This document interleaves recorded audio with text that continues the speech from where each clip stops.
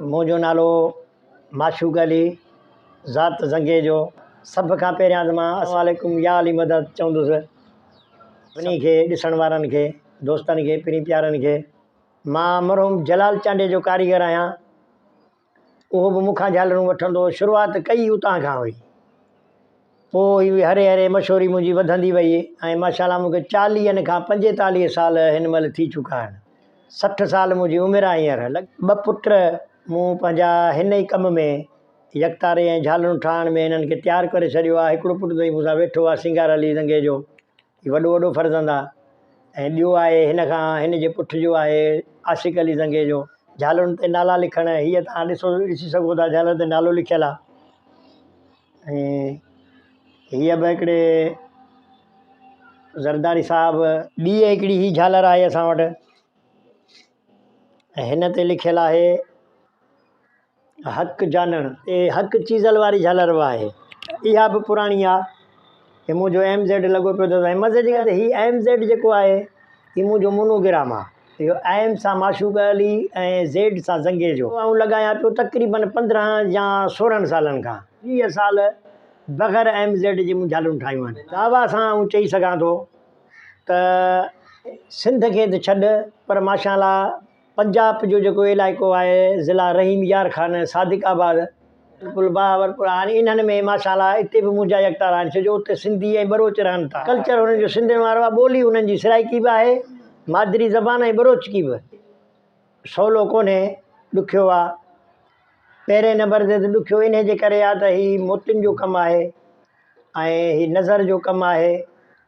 हाणे मूं नंबर मुंहिंजे चश्मे जो 50 हो, हींअर या 2.5 आहे या 2.25 आहे। सही। हा, हींअर 2.25 आहे या 2.5 आहे जेको पायो वेठो आहियां। हाणे इन ते कमु कयां थो, तॾहिं माना मणिया झालरूं आई पोए सघां थो। ऐं सवेरे मूं इहा ॻाल्हि पे कई त पंजाब ताईं बि झालरूं मुंहिंजियूं आहिनि, बलोचिस्तान ताईं ऐं हब चौकी ताईं, कोटिया ताईं मुंहिंजियूं झालरूं आहिनि। इन खां अलावा दुबई, सऊदी ऐं ॿिया बि कुझु मुल्क, ओॾां बि मुंहिंजा यकतारा खणी विया आहिनि, छो जो ही पाकिस्तानी त हर मुल्क में रहनि था। ऐं हींअर जीअं दिलशेर तीवणो आहे ऐं उनजा कुझु भाइटिया आहिनि, शहज़ादो तीवणो आहे, जमील तीवणो आहे ऐं फ़क़ीर एजाज़ कास्केली आहे ऐं ग़ुलाम हुसैन उमरानी आहे, महबूब मीर जत आहे ऐं माई ताज मस्तानी आहे, बुशरा मारवी आहे, जीअं आख़िरी जलाल आहे।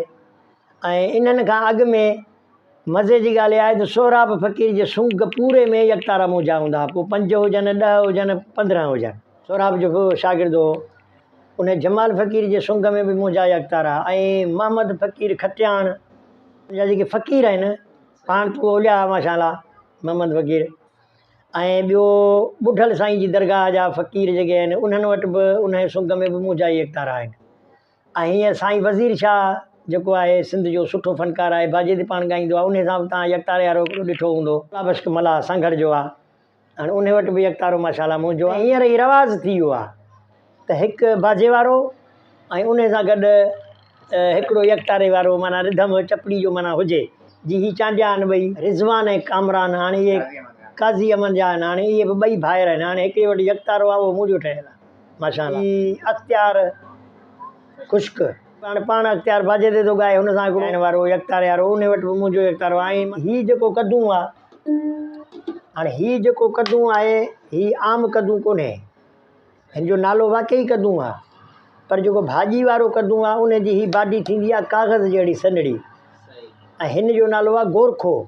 हिन जी बाडी थींदी आहे, ही किनार जेका आहे न, हितां साईं हिन में सोराख ठाहिया जेके गनी विझण लाइ, त ही किनार तव्हांखे हथ लाईंदव त थुली नज़र ईंदी। ऐं माना ही कड़ो कद्दू आहे, हिन मां भाॼी नथी थिए, ही टूह जहिड़ो कड़ो आहे। वॾी मुश्किल सां हथ करणा पवंदा आहिनि, छो त ही हारी जेको बि काहे थो कद्दूअ खे, उहो भाॼी तौरु मिठे खे काहे थो।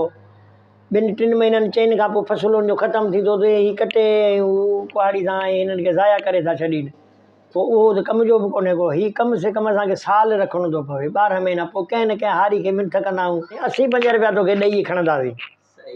पोइ उते वीचारा महिरबानी कंदा आहिनि, पोइ किथे न किथे कारा छॾींदा आहियूं। पोखणो पवंदो आहे, माना हथ जो असीं पंहिंजो पोखरायूं था हारियुनि खां। पंहिंजी बनी त आहे कान, मुंहिंजी बनी इहा ई आहे जेका तव्हांजे साम्हूं आहे दुकान में।